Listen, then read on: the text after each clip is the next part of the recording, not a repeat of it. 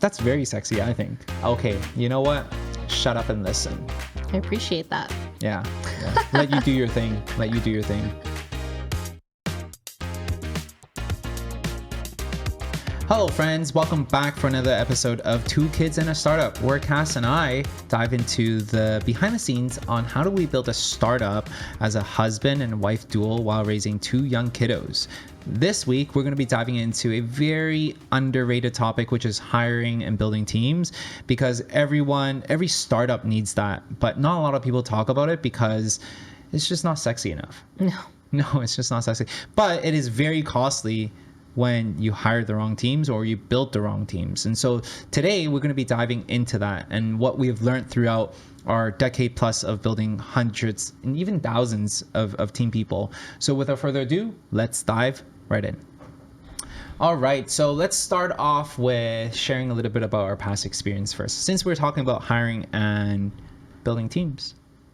Do you want to go first? Me? Okay. So my background has mostly been a mixture of corporate and consulting over the last 12 plus years. And what I do is partner with leaders, entrepreneurs to tie their purpose, culture, and strategy and translate that into their operating model. That is so technical and boring. Like what you do is let me regurgitate what you do. Okay. You know what? Let me do that because you know what? I think that's a difference between you and I. It's like you make HR sound so boring. It is, well, it's not a sexy topic. It is sexy if you can position it differently. Okay, well then you position it. Okay, fine. Let's try it. Like okay. Let's redo the intro. I'll do yours. No, we don't need to. This is perfect. No, I know. We'll redo it. Okay, fine. Okay. Listen. Okay, let's do this. So what Cass does is she understands and she works with the executive team at Lululemon, understanding their goals, understanding what is it that they're trying to achieve, and then puts it into action in hiring the right teams to achieve those goals. So for example, Lululemon wanted to enter London and wanted to set up office there. She's going to be able to put the whole plan together to help them start up their London location. Anywhere from hiring to understanding their local laws to understanding when is it and who is it that they need to hire. And so really that encapsulates your experience when it comes down to corporate hiring. Yes, no? Close? Relatively close. That's very sexy, I think. Well, okay, so can I do you? Sure. So when it comes to people hiring, I think your biggest, where you really got your feet on the ground with hiring and scaling teams is when you built your carnival business where you have over 100 team members now on payroll. And the talent is also very different and different lens because they're a lot more young, energetic, on the floor, driving sales. And that also included launching your dessert chain and building teams for that. Yeah. My experience in hiring is a lot more, I would say, junior per se. Because like the entry level. I would say it's very...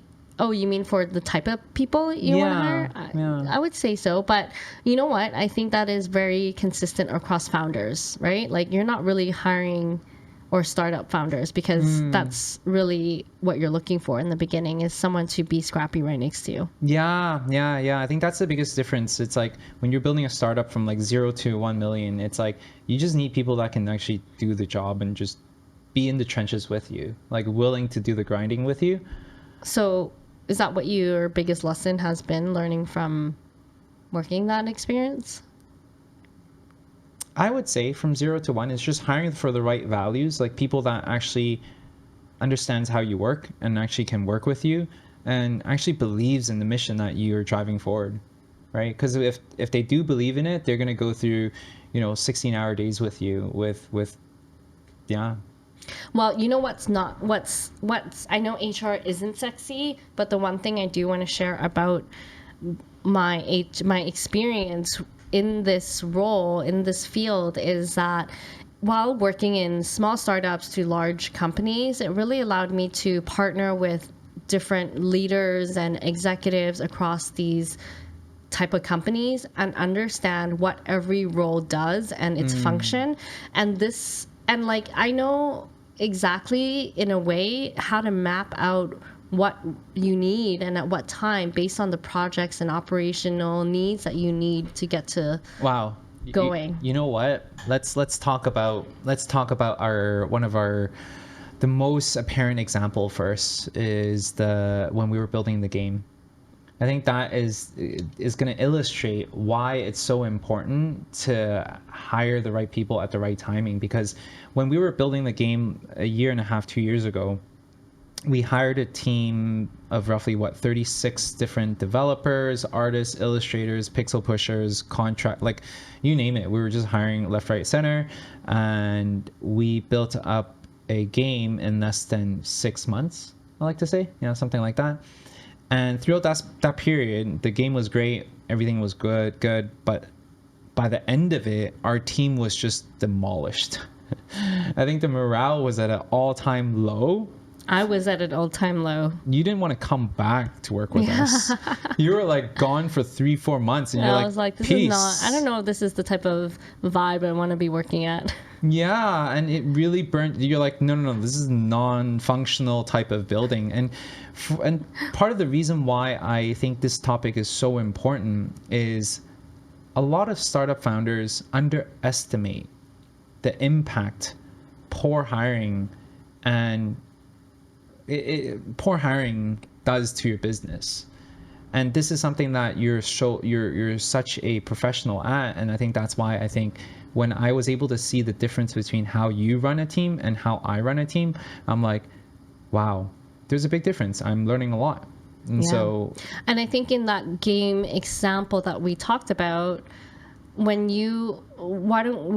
is it that you did, or what did you feel like the lesson learned is? Like, what happened? So what happened is I had a vision of creating a game in the Web3 space. It was an ambitious feat because we're at the forefront of technology. We're tinkering with how different types of technology would overlay on top of another while we put a game on top of that, which is like kind of wild to think about it now.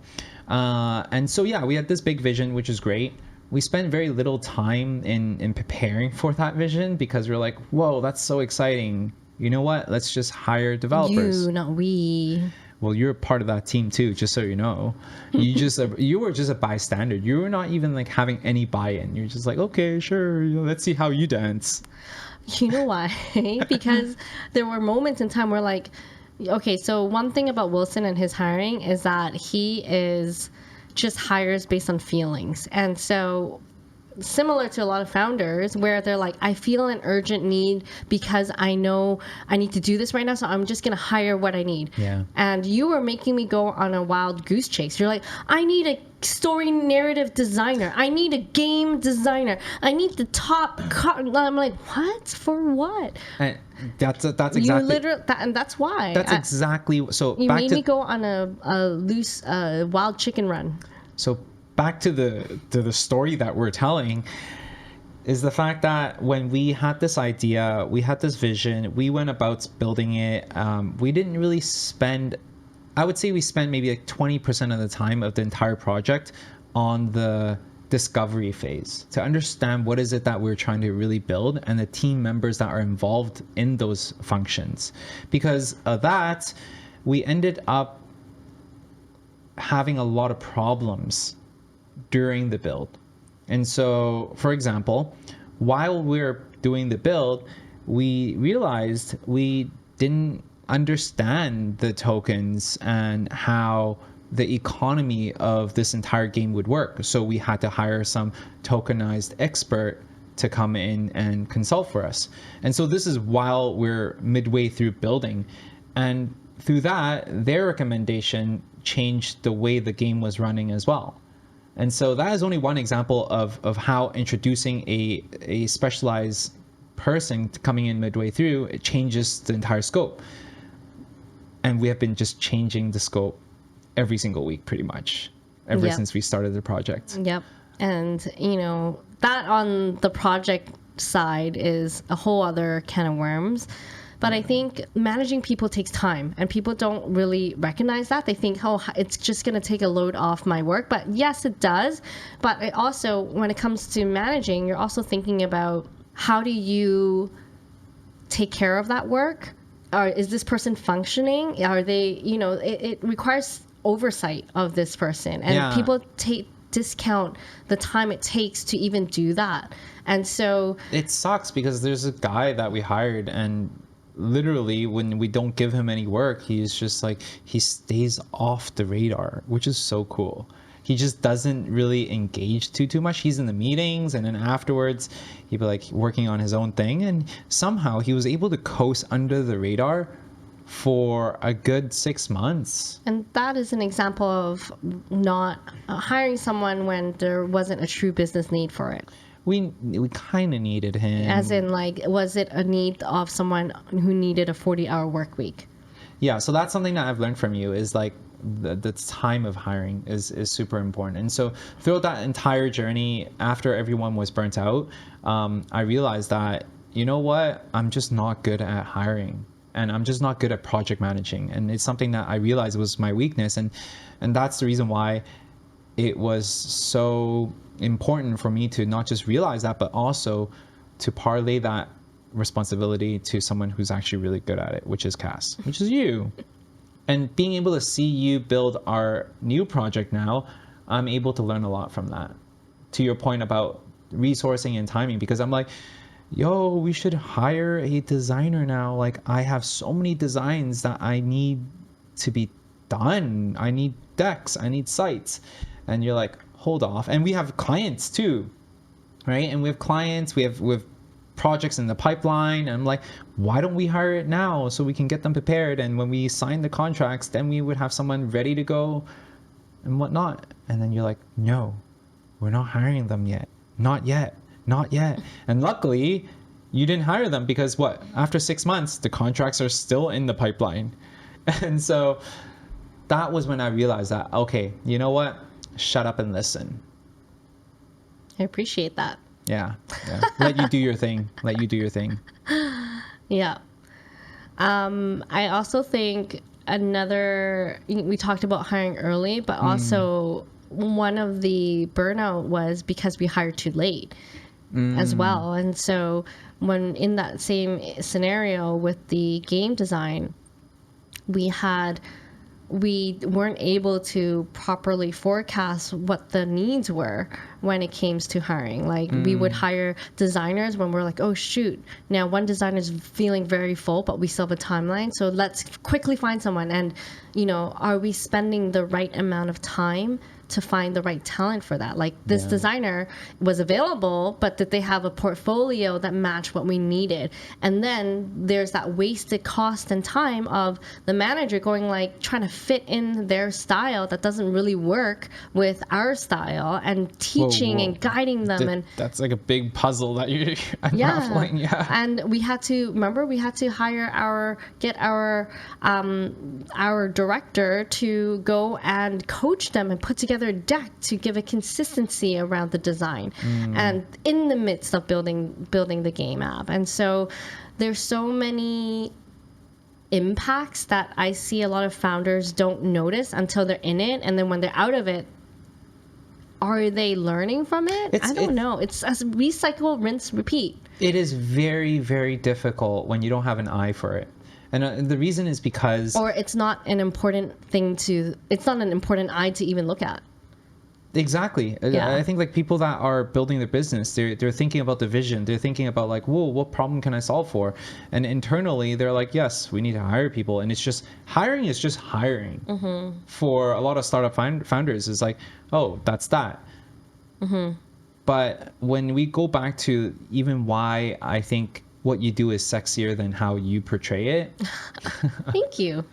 Is because it's true. It's like what you're doing is not hiring. You're basically taking my vision and you're basically understanding what is it that I want to achieve, and you're assembling the team to achieve that goal. Mm-hmm. That is so cool. I'm like, wow, you're basically assembling the Avengers to build this thing out. And I'm like, wow, there's a lot of merit to that. And so the biggest lesson here I realize is understanding the importance and the impact that having a professional come into play, and specifically within this domain to operationalize your business, is so important. When we ran one of our previous business, because we had a lack of a talented, qualified operator, I realized that it kind of squandered the opportunity that we had, and the potential that it would be. I still remember, and I don't want to go into too much details on that, but nonetheless, I still remember you keep telling me, you're like, oh, you should do this, you should do that. And for me, I've always been very defensive to the people I work with. And I'm like, oh, you know what? They're doing the best, this and that. And in hindsight, just looking back and looking at the result of what we're doing, I'm like, oh, you are right. Like, those are really big excuses that I was making. And if only the operations matched the vision, we would have went so much further, right? And that, I think, is a big learning lesson that I've seen you kind of like inch to learn more is you used to, when you used to hire, was completely based on feelings, right? Like, you know what? I want to hire you because my heart likes you, or we vibe. But sometimes those feelings doesn't make up for the necessary skill set that you need to get things up and running. Correction there. I hire based on feelings, and it's not because I like them. It is because correction there. I hire them. So you don't like the people that you brought on? No, okay. Liking is one thing, but it's more of a feeling of a FOMO feeling, fear of missing out. It's an insecurity feeling of like, oh, this guy's so talented. He can help me solve this problem that I can't solve. And it's hard to come across these people. And therefore, I need to like make sure that we tie hands right away, because I didn't know what I was doing, which is the reason why I was so attached to the first person that I meet that is somewhat semi-qualified. Yeah, and then you go ahead and you're like, here, why don't you have 50% equity of this company? Why don't you have 50% equity of this company? 25% equity of this company? That just shows the like type... Oprah. You can have this. I can have this. You have this. You get one. I mean, that just shows the greenness and the insecurities that I had when I was an entrepreneur, because I didn't know any better, right? And I'm like so attached to even the first hire that we had. I was devastated. Remember the guy that was putting up posters? Yeah. And I'm like, oh, we should. And this is referring back to my first tutoring company, when I just came out of university. And what I had to do was I had to go to universities at 11:30 p.m. to put up posters. It's a very specific time. And when we would go on a date, this is where he would bring me. We would go around SFU and we would staple posters, and that was what he called a date. That was once, okay? Come on. Any dues, the reason why it had to be 11:30 p.m. is because the janitor goes to work at 11, and she would go around the entire campus to take off all the different posters. And so I want to make sure that my posters are fresh and it's there. And throughout a 6-month stint of me doing that on a weekly basis, twice a week, I met someone who was doing the exact same thing. Yeah, I remember. Yeah. Yeah, I was with you, I think, when we first met him. No, that was the second time, because I'm like, oh, let's go. I remember, I'm like, I want you to meet this kid. And I was so stoked to find someone as strategical as I was. And driven. I'm like, whoa, man, this kid is here every single week. And then we ended up like just connecting, and he was actually working for another bigger tutoring academy. And then, so I was trying my best to latch onto this kid so then he can work for me, so I don't have to go and put up posters. We ended up having him to work for us for a little bit. I don't remember. But it just never worked out, and I was devastated. The whole point of the story was that I was so attached to this kid that I ended up wanting to give him equity in our business and whatnot. It was just... So I think the lesson here, which I've learned through my experience as well with scaling up, you know, one of the companies that I worked for, we grew a company from, I was number 40, and within a year we scaled up to 1,000 employees. But then very quickly we also scaled down.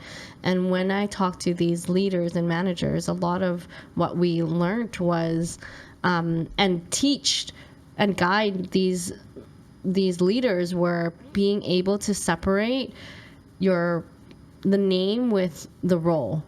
And what I mean by that is that you had a personal connection with this guy, maybe let's call him David. But the thing is, what you really needed was a someone to go around doing posters. And so you need to separate when you're making hiring decisions. You're not connected. You were connected to David, but not necessarily needed the role of this poster boy per se. And so being able to separate the two and your personal feelings and stay within what does the business truly needs in this role or in this function, that I think is very key in tying the person, even though, you know, obviously you have a relationship with a person, you have a connection with a person. So that was a lesson from the hiring the 1,000 people? Yeah. Because every time when we had to scale down, we had to go from 1,000 to 35. So if you think about it, we had to go work with every single executive and go, who is it that you want to keep, right? And who you want to keep, make sure you don't think about the person that you're attached to. Think about what is it that you actually need from a business perspective. I think that's something that that's what I see when you're executing, when we're building our new team right now, or building our application and how we're building our startup, is you're super nice, by the way, and you're bubbly and everything to all our teammates. But the way that you're building and the way that you are hiring has nothing to do with them, and has nothing to do with them as an individual, but more so for their function. And I'm like, whoa, that seems cold. You sound like a cold robot. That's cold. But it's true, though. It's very much necessary. And even for a startup, like CEO, it's like my job is to ensure that we maintain our treasury. I'm looking at like, okay, how are we spending our money and resourcing? And this is such a big function of that, right? Hiring teammates. Because sometimes, you know, you need to think, even when you build out a project, you don't necessarily need to hire everybody right in day one. You can extend that runway and think about, okay, at what time do you need marketing? At what time do you need a dev? That's the biggest issue when it comes down to startup, because they're always so flushed with cash, especially startups that raise capital, right? And that's why we see in the tech world that there's so many companies, these tech giants like Twitter or like Facebook, they're all cutting down on like 80% of the workforce for Twitter coming in, because they're like, oh, let's trim this fat. Let's make sure that we're focused on what we're trying to build.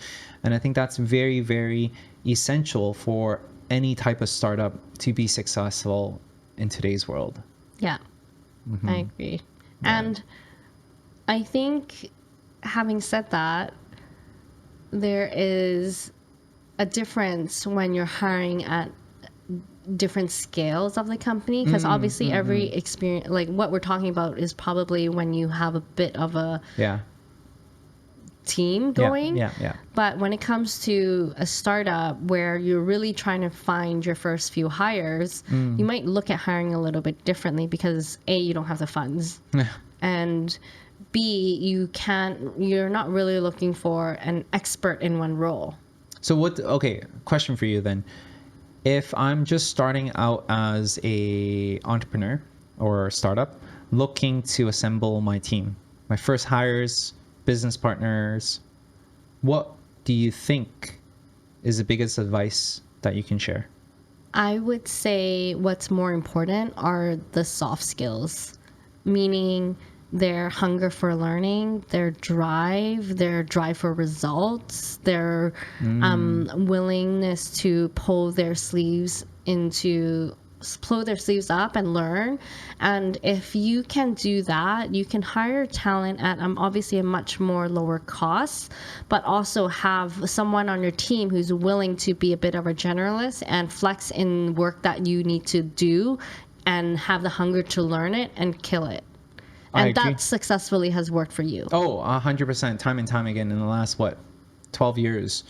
This is what I go for, and it has turned out really well because you just need this GST mentality. Like, don't take no for an answer. You kick doors down and you figure stuff out, and that's really how we have been operating. But at the same time, if you want to really go to the next level, from now that you have gone from 0 to 1, from 1 to 10 million, like, you got to figure out there's a completely different way of operating. Right? You require different types of skill sets. So yeah, I like that. And I think if we were to like break it down into like 3 different categories of people, number 1 is that you need a visionary on your team, being able to understand not just your vision and see 5-10 years out, but at the same time being able to sell that vision to everyone that you're touching, from talent to investors to your customers. That's really your job. And then on the other hand, you need someone who's an integrator, which can actually take your vision and actually build the product that you need and assemble the team to actually execute and deliver on what is it that you're selling. And I think that is a very, very key role, the integrator. And the last piece is, if you're building in the startup world, having someone who's very technical can be very helpful too, because they can add a lot on what are the architect and solutions that they need to build to live out that vision as well. So this makes for a really strong trifecta of a team that allows you to really grow your business idea. Yeah. And I think that's pretty much it. Like, advice to share with people who are listening, startup founders, and yeah. Anything else you want to add? No. Yeah, excited. Make sure you guys subscribe along the journey. Make sure you guys let us know if you guys have any issues hiring for people or any of the crazy stories that you have encountered. Otherwise, we'll see you guys next week. See ya.